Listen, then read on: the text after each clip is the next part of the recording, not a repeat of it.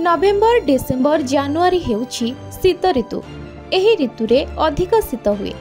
शीत पाई दिल्ली, उत्तराखंड, हिमाचल प्रदेश समेत उत्तर प्रदेश अधिक जनाशुना। देशर केतेक जगार डिसेम्बर जानुआरी मासरे बरफ पड़े। स्वेटर और शीत वस्त्र पिंधि लोके बाहर को आसंती।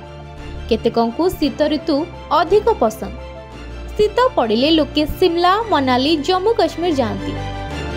बरफ चट्टाण रे धुआर परिवेश सेमानंकु आमोदित करिथाय। किंतु अनेक अछंती जे माने शीतर शीतलतारु बंचिबा पई खोजी थांती उष्म परिवेश।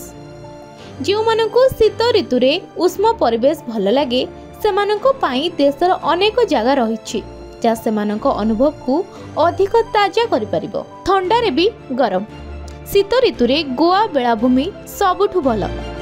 डिसेम्बर मासरे थाए भल परिवेश सांगकु उत्सवर माहौल। तापमात्रा 30 डिग्री पाखापाखि रहुथिबारु साधारण बेश पोशाकरे आपण बेलाभूमिर मजा नै पारिबे। शीत ऋतुरे पर्यटनर आउ एक श्रेष्ठ गंतव्य स्थान हेउछि राजस्थान रो जैसलमेर। शीत ऋतुरे यह 20 डिग्री तापमात्रा अनुभव देइथाय।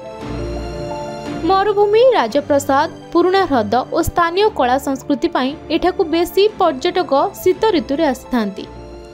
सेहीपरि तमिलनाडुर चेन्नई, गुजरातर कच्छ, पुडुचेरी और अंडमान निकोबर आदि शीत ऋतुरे उष्म अनुभव देइथाय।